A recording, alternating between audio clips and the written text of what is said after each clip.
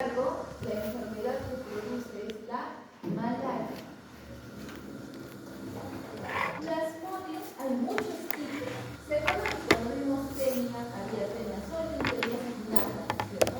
Cuando vimos Hymenoleucus, había Hymenoleucus nada de minuta. Cuando vimos Echinococcus, había granulosos, Echinococcus multiloculares, o sea, subtipos, ¿verdad? En Plasmodium también hay subtipos. Y en este caso son 5 los subtipos que vamos a estudiar: el vivax, el ovale, el falciparum, el noblesi y el malariano. Los tenemos que aprender los 5. Con que sepan 4 bien, estoy contento. Pero solo lo más importante de cada uno. Miren, el Plasmodium vivax es el más frecuente, El Plasmodium falciparum es el más mortal, el que genera más mortalidad.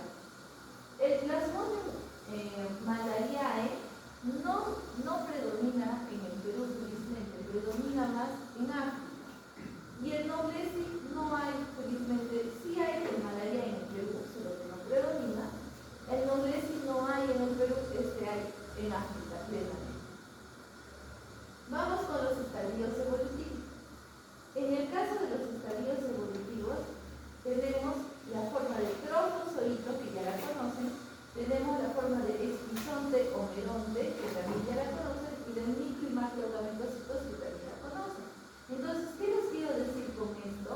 Que si ustedes saben bien sus coccidios y saben bien toxoplasmosis, pues malaria va a ser simplemente repetir. Vamos a cambiar la ubicación de estos estadios evolutivos en otras células, pero la dinámica es la misma. ¿Ok? Muy bien. Al otro que voy a agregar es malariae, es el menos malo. A pesar que se llama malariae, es el más bonito de todos.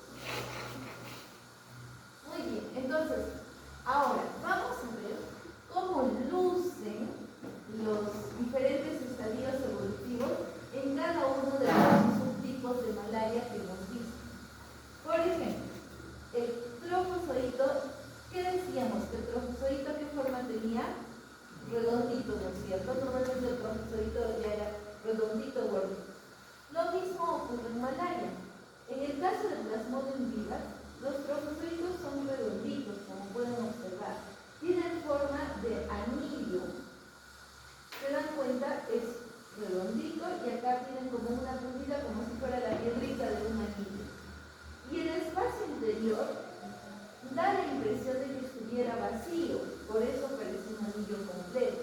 Pero en realidad no está vacío, tiene una vacuola. Sin embargo, no se tiñe la vacuola y por eso parece plenamente un anillo. Ahora, en el caso del Plasmodium vivax ovale, que es el más frecuente, es un único anillo por hematíe. Esta célula que está conteniendo el anillito es el glóbulo rojo. Es un solo anillo por hematíe. Y como es un único anillo por hematíe, tiene suficiente espacio para crecer. Por eso ocupa hasta las 2/3 partes del hematíe. Es grande. Y tiene las granulaciones, ven estos puntitos cafecitos que están acá como si fuera sucio. Esas son las granulaciones de Schaffer. Así se llama en el caso del Plasmodium vivax. En el caso del Plasmodium falciparum sigue siendo trofozoito redondito, pero son más pequeñitos. ¿Por qué? ¿Qué es lo que estamos viendo acá? Hay varios anillos por hematíe. Miren, en vivax ovale es uno por hematíe. En falciparum son varios anillos por hematíe. Y como son varios, pues no hay espacio suficiente para todos, por eso tienen que ser pequeñitos. Y de la misma forma, en el caso de la cromatina, esa piedrita que les mencionaba, aquí pueden tener varias piedritas por anillo, varias cromatinas por anillo. En cambio acá una sola, una cromatina, un anillo. Acá pueden haber varias piedritas, varias cromatinas en un solo anillo. Muy bien. Y por último, Plasmodium malariae, el que les mencionaba que es el más bonito de todos. No tiene forma redonda. Acá el trofozoito no tiene forma redonda. Tiene forma en banda, como banda presidencial, así, en banda. ¿Listo? Entonces, así es como lucen cada uno de los de los plasmodiums dependiendo del tipo. ¿Por qué estamos ahondando tanto? ¿Por qué estamos viendo hasta el detalle más mínimo del profesorito, luego del esquizón y luego del macrocito plasmodium?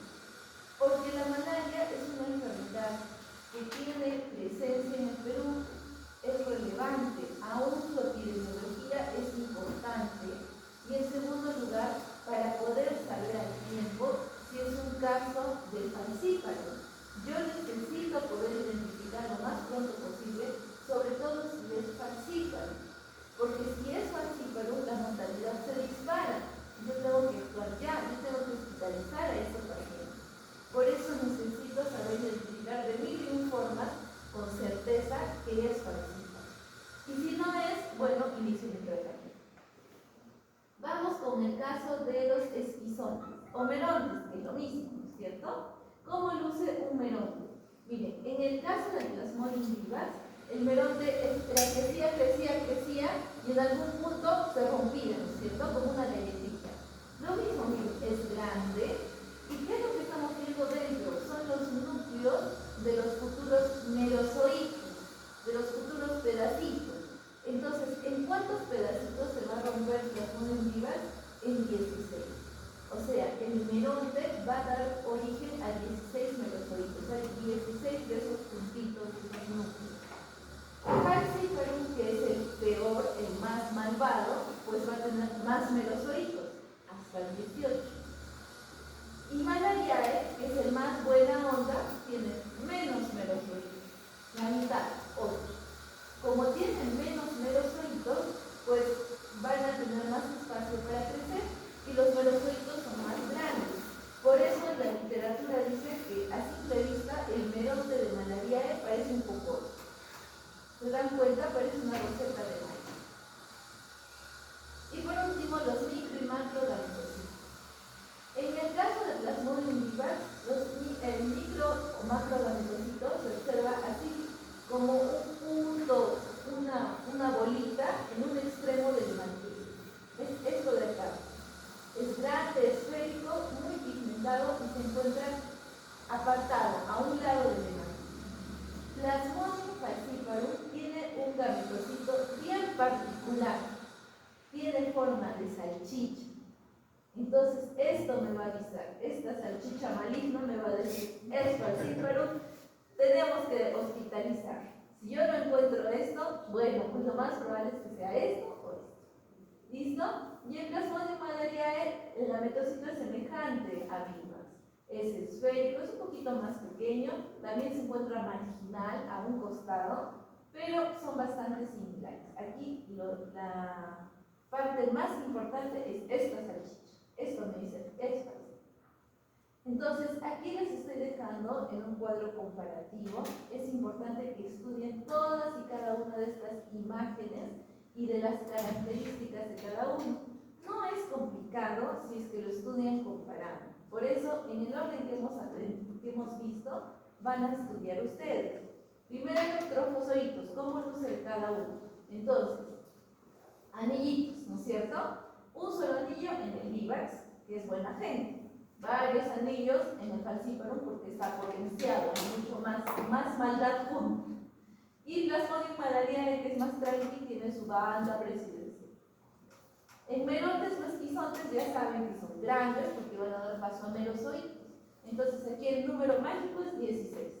16 es en el vivax, obviamente el falciparum es peor, es más maligno, entonces es más, 18.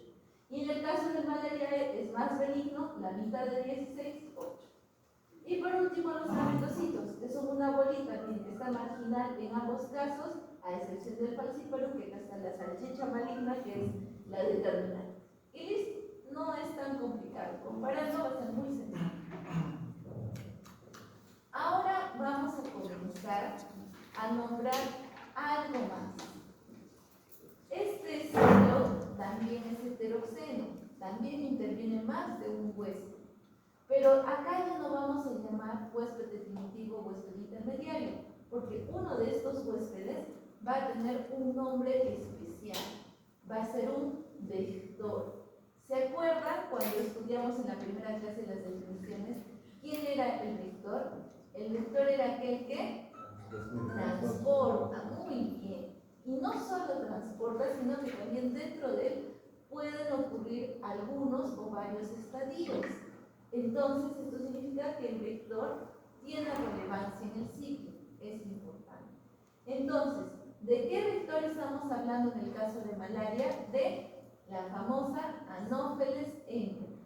¿Listo? Y es muy importante que me pongan hembra, porque el macho no bebe sangre. ¿De qué se alimenta el macho? Del néctar de las flores. Entonces el macho está feliz saltando de florcita en florcita y la hembra está sanguinaria.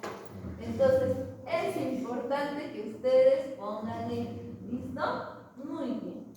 Y acá hay un tema curioso, y es que en realidad el animal más mortífero del mundo mundial no es ni el león, ni el tiburón, ni el elefante, ni el rinoceronte, no. El que más muertes de seres humanos ha generado en toda la historia de la humanidad es el mosquito.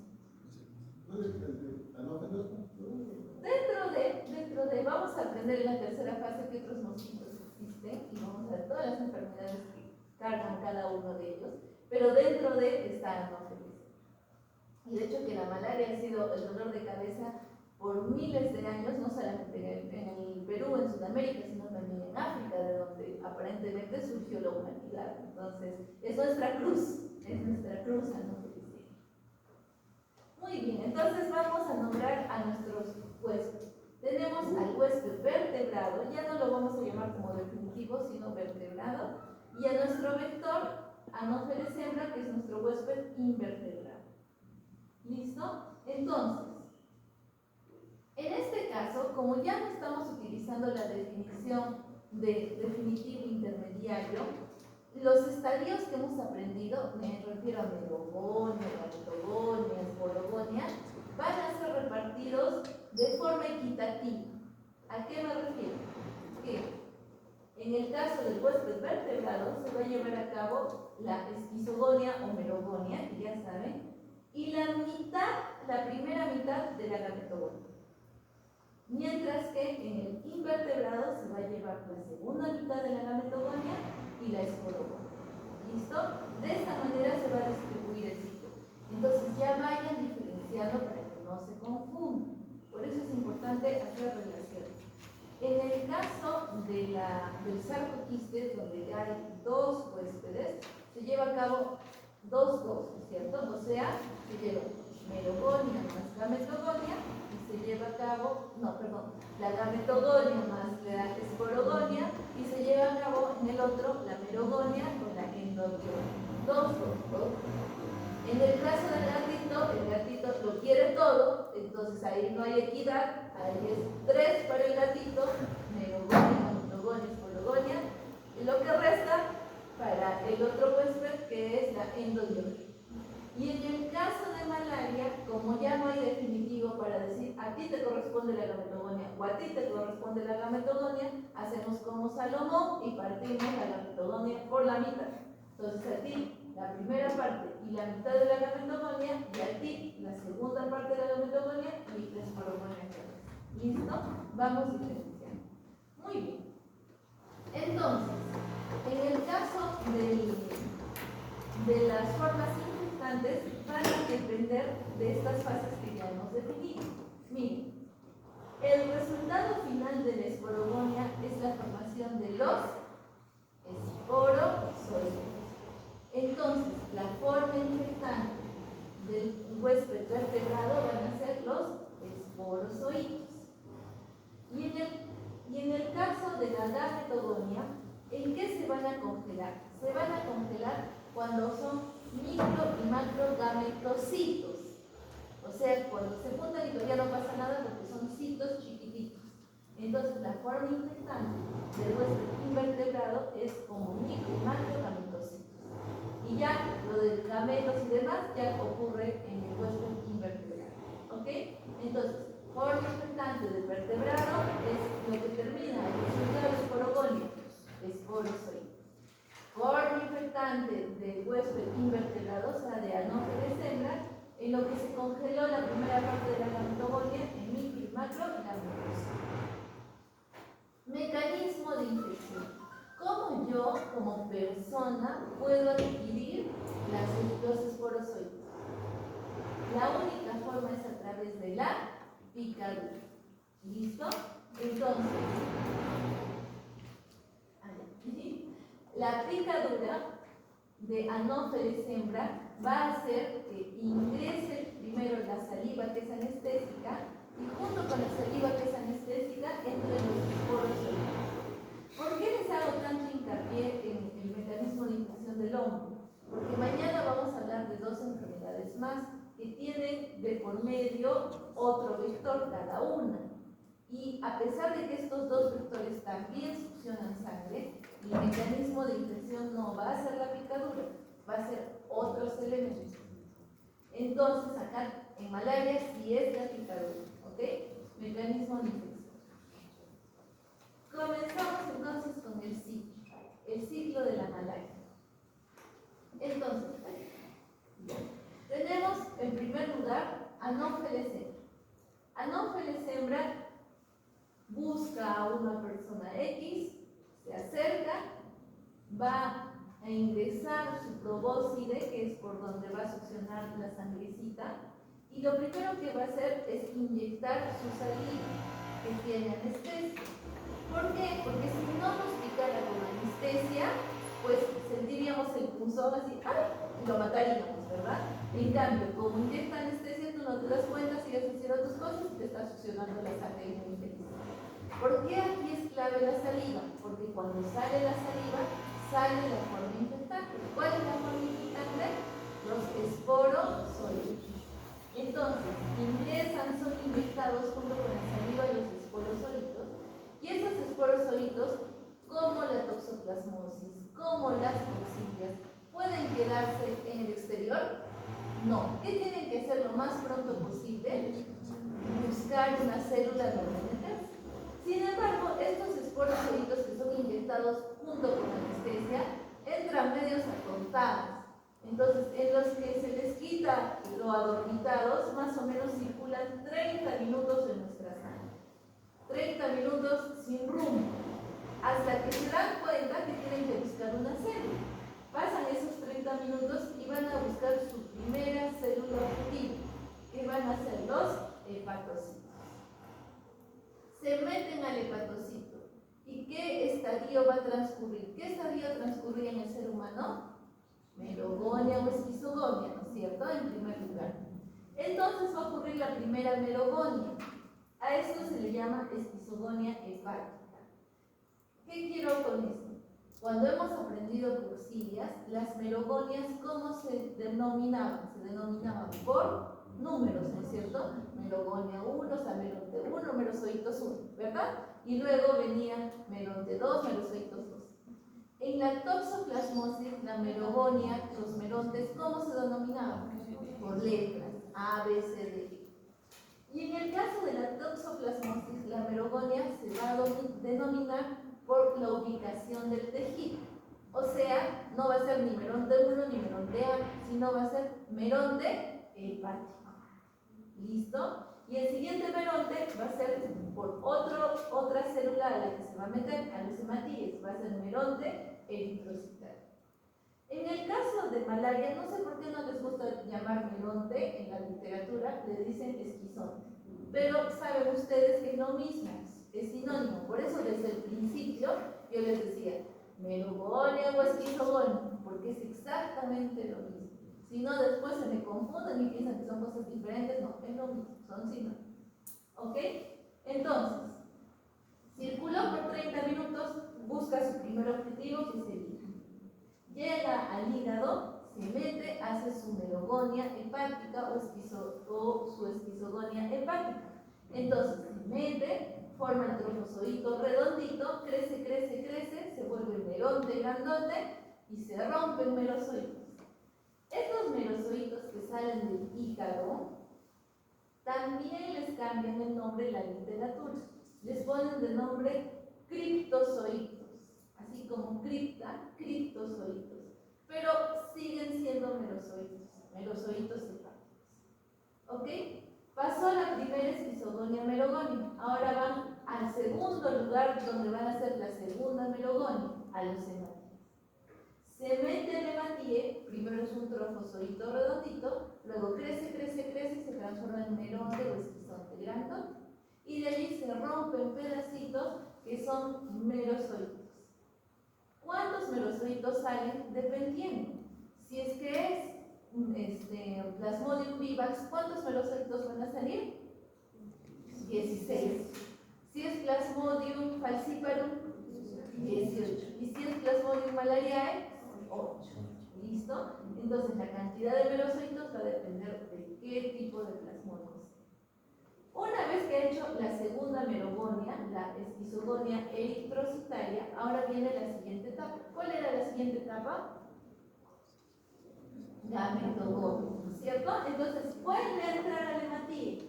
Y al ingresar al hematíe, lo que va a pasar es que va a transformarse en micro y macro gametocitos. Y hasta ahí quedó. Ahí queda, todo esto es el ciclo del ser humano. Entonces repasamos rápidamente. Yo soy una persona X y me fui de viaje a la C. Aparece Anopheles hembra y me pica. ¿Qué ocurre en esa picadura de importante? ¿Qué se libera? Anestesia, la saliva anestésica que contiene esporosolitos. Esos esporosolitos entran a la sangre medios atontados. ¿Y cuánto tiempo están circula y circula? 30 minutos. A los 30 minutos se dan cuenta que tienen que entrar a una célula. ¿A qué célula entra? Al hepatocito. Entra el hepatocito y ¿qué etapa van? La esquizogonia hepática, ¿no es cierto? Muy bien, entonces crecen, crecen, crecen, se transforman en esquizonte o meronte y en algún punto se rompen en pedacitos. ¿Cómo se llaman esos pedacitos cuando provienen del hígado? Criptozoitos. Salen estos criptozoitos y ahora ¿a quién van a buscar? Al hematíe. Buscan al hematíe para hacer ¿qué etapa? Esquizogonia eritrocitaria, o sea, la segunda esquizogonia o segunda merogonia. Entran al hematíe, primero son trofozoitos redonditos, luego crecen, crecen, crecen, merontes grandotes y se rompen en pedacitos merozoitos. ¿Cuántos merozoitos? Depende. Si es vivax, 16. Si es falciparum, 18. Y si es malariae, 8. Perfecto. Salen y ahora vuelven a meterse al hematíe, pero ya con el objetivo de hacer la siguiente etapa. ¿Cuál es la etapa que sigue a las merogonias? La gametogonia. Entran y ¿en qué se transforman? Micro y macro gametocitos. Y ahí quedan en el ojo. Se quedan quiescentes, congelados los micro y macro gametocitos. Esperando ¿a quién? A otro Anopheles hembra. Mala suerte, te pica otro Anopheles hembra. Y ese Anopheles hembra, ¿qué es lo que va a hacer? Va a succionar la sangre. Succiona la sangre. ¿Y qué está succionando junto con tu sangre? Micro y macro gametocitos. Por eso la forma infectante de Anopheles hembra es micro y macro gametocitos. Entran los micro y macro gametocitos y ahora van a llegar hasta el intestino. Y en el intestino, estos micro y macro gametocitos se descongelan. Y cuando se descongela, continúan con lo que sigue. ¿Qué sigue después de micro y macro gametocitos? Micro y macro gametocitos. Y después se fusionan y forman huevo o cigoto. Y este huevo o cigoto, ahora ¿qué etapa continúa? La esclerosis. Entonces, a partir de este huevo o cigoto se van a transformar en esporosolitos. Y estos esporosolitos, en vez de continuar por el peristaltismo para salir con las heces del artrópodo, van a ir de reversa y van a retroceder y se van a ubicar en las glándulas celulares. Y ahí se quedan los esporosolitos quiescentes, esperando a que haya una próxima picadura para infectar. Por eso es que les decía tanto hincapié en el tema de la salida, porque el ciclo del vector termina cuando los esporosolitos se alojan en las glándulas celulares. Muy bien. Vamos con la clínica. La clínica de la malaria es bien característica porque concentra 3 elementos importantes: cefalea, fiebre, que es el famoso paroxismo palídico, y la anemia. mantenga, todo de la cabeza. La fiebre va a depender. Mira, la fiebre de la malaria se caracteriza porque no ocurre constante. Va a ocurrir en unas 2-3 horas, en 3 a 4 horas, puede llegar hasta 41 grados, o sea, casi todo el termómetro. Pasan esas 3-4 horas y así no hayas tomado ningún medicamento, desaparece. ¿Y cuándo vuelve a aparecer esta fiebre? Depende. En casi todos los plasmodios, cada tercer día. Cada tercer día te vuelve a aparecer. O sea, te dio fiebre el lunes, para el jueves vuelve a aparecer. Luego vuelve a aparecer para el lunes y así sucesivamente cada tercer día. En el caso del malariae, que era el más buena onda, ¿se acuerdan? Les dije, él es el más bonito, a pesar de que se llama malariae. Te da un poco más de respiro. Ocurre cada cuarto día. ¿Listo? Entonces, la terciana es en todos, excepto en el malariae, que es cada cuarto día. Y este paroxismo palúdico, como les mencionaba, es fiebre, que no dura eternamente, 3 a 4 horas, que viene acompañada hasta los fríos y duraznos. Ahora, mis hematíes van a ser el blanco del daño. ¿Por qué? Porque cada vez que ocurre la melogonia o la esquizogonia, los hematíes se van a romper, ¿verdad? Se van a estallar. Si yo empiezo a romper hematíes, ¿cómo se va a ver reflejado en mí? Con anemia, ¿verdad? Es una anemia por hemólisis. Entonces, la anemia por hemólisis, ¿qué más conlleva? ¿Qué colita trae? Vamos a acordar, si yo rompo los hematíes, ¿qué se libera de su interior? ¿Qué hay en el interior de un hematíe cualquiera? Hemoglobina. Y esta hemoglobina puede quedar en el plasma, en la sangrecita libre. No, la hemoglobina dentro del hematíe es buena. La hemoglobina fuera del hematíe es un veneno para los riñones. Entonces, como no puede quedar suelta, ¿qué es lo que se hace inmediatamente? Se metaboliza. ¿Y en qué se transforma esta hemoglobina? En la famosa bilis, ¿verdad? La bilirrubina indirecta. Entonces empieza a aumentar la bilirrubina indirecta por las hemólisis. ¿Qué pasa si yo tengo bilirrubinas altas? ¿Cómo se va a ver reflejado? Hiperemia. Muy bien, por eso es una anemia que tiene hiperemia. Y no solo eso, como se rompen tantos hematíes, ¿qué vamos a hacer con tanto cadáver de hematíe? Porque ya a la hemoglobina le hemos dado un final, pero y el resto, las membranas de los hematíes, los restos de los hematíes, ¿dónde van a ir a parar? Al vaso, que es el cementerio. Y si mi cementerio de hematíes, mi vaso, empieza a trabajar duro, porque hay hemólisis por todas partes, ¿qué pasa con ese vaso? Crece. Entonces, ¿qué va a haber? Esplenótica. Y no solo eso, la melogonia y el daño, claro, principalmente es en los hematíes, pero también había otro órgano afectado. ¿Quién era el otro órgano? El hígado. El hígado se rompe, se restablece y se vuelve a romper, y se vuelve a restablecer y se vuelve a romper. Eso se llama, hay un daño hepático y eso va a generar hepatomegalia.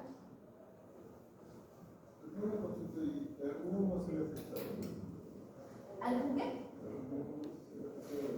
A la larga, falciparum sobre todo, en falciparum la hemólisis es brutal, porque como son tantos merocoritos, son tantos trofocitos que se liberan, es a mayor escala, la rotura es masiva. Entonces la transformación a bilirrubina no es suficiente, termina quedando demasiada hemoglobina en plasma y esto genera taponamiento renal y falla renal. Por eso falciparum hay que hospitalizar, porque hasta hemodiálisis podemos llegar. Entonces hay mucho ojito, ya saben, hay que identificar rápido y saber cómo luce el falciparum. Muy bien, entonces, justo lo que les mencionaba, miren, en falciparum la lesión es peor. Y en caso de falciparum, la anemia es tan severa que mi hemoglobina cae, y si mi hemoglobina cae, la oxigenación en mis tejidos cae, ¿no es cierto? ¿Cuál es el tejido, el órgano que usa más oxígeno de mi cuerpo? Entonces, si empieza a caer en picada el oxígeno, ¿quién se va a ver afectado? El cerebro. Y empieza a haber trastornos del sensórico. Empieza a haber dificultad respiratoria, porque yo voy a querer, de alguna forma, ayudar a esa falta de oxigenación, respirando con más velocidad, con más fuerza. Trastorno respiratoria. Y la anemia severa porque, como les mencionaba, la rotura de Matías es brutal. Diagnóstico. ¿Cómo diagnostico malaria? ¿Qué muestra voy a pedir? Sangre, muy bien, obviamente sangre, ¿no es cierto? Ahora, ¿qué voy a buscar en la sangre? Puedo buscar anticuerpos, pero hay algo más efectivo, las formas que hemos visto. ¿Qué formas hay dentro de los hematíes? Trombocitos, esquizontes o inclusive los micro y macrogametocitos que se quedan congelados. Entonces, ¿cómo voy a buscar eso? A través de una tinción, ¿verdad? Entonces, ¿cuál es la tinción más utilizada para esto? La clásica. Podemos utilizar Giemsa. Wright ayuda, pero mejor es Giemsa porque tiene las infusiones. Sin embargo, hay una segunda técnica que ayuda mucho, que es la famosa gota gruesa. ¿En qué consiste la gota gruesa? La sangrecita que yo saco, la hemolizo, o sea, le pongo una solución hemolizante que rompe los hematíes y vierte al exterior lo que tiene en su interior, o sea, los trombocitos, los micro y macrogametocitos, todo eso, y lo deposito así como un botón y lo tiño. Y en esta gota gruesa pues va a ver lo que está en el interior del hematíe. Aquí ver en gota gruesa los anillitos sí los puedo identificar, pero no me va a ayudar mucho para diferenciar si es Vivax o si es Falciparum, porque en este caso me servía ver cuánto salía por hematíe. Sin embargo, aquí en esta gota gruesa lo que yo más busco van a ser los micro y macrogametocitos, las salchichas. Por eso es que cuando hacemos el diagnóstico de malaria, preparamos estas láminas. De malaria, preparamos estas láminas. Gota gruesa y al lado el frotis. Entonces, lo que no encuentro en uno, encuentro en el otro. ¿Sí? Tratamiento. El tratamiento, de acuerdo a la norma técnica del MINSA del 2015, va a ser una mezcla, ¿ok? Va a ser una mezcla. Miren, para Plasmodium vivax es cloroquina más primaquina. Para malaria es cloroquina más primaquina. Igual, la diferencia está en el tiempo del tratamiento. Y para Falciparum, en todo el Perú se da mefloquina, artesunato y primaquina. La idea no es que memoricen eso, porque si lo memorizan, pasado mañana se van a olvidar. La idea es que entiendan por qué se da de esta manera. Y para eso tenemos esto de aquí. Volvemos al sitio. En el caso del primer medicamento que les he mencionado, la primaquina. ¿La primaquina qué bloquea? La primaquina va a bloquear a todo lo que es... bueno, no les hablé de los hipnosólicos. Un detallito importante.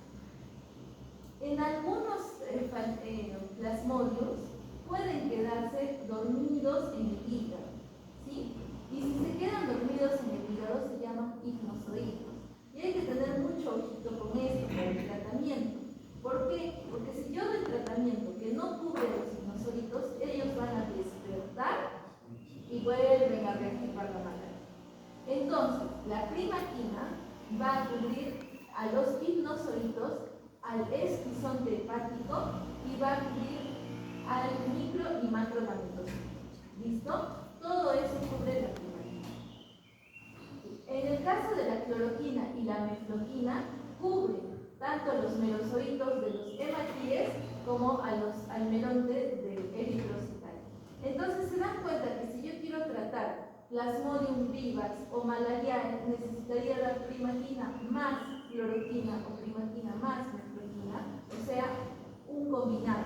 Porque si solo doy uno, estoy cubriendo la mitad del ciclo y la otra mitad queda ahí. Por eso es que son las combinaciones que les mencionaba. Cloroquina más primaquina, cloroquina más primaquina. Resulta que artesunato cubre todo, menos hipnozoides. Artesunato cubre todo, menos hipnozoides.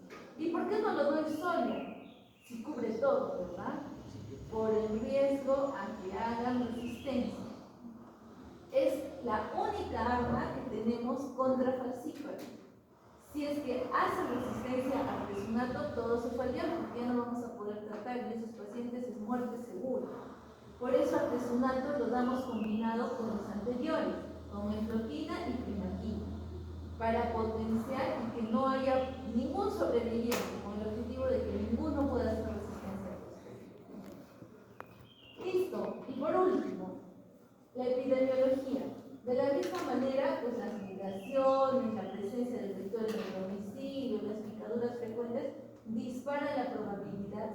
haya malaria.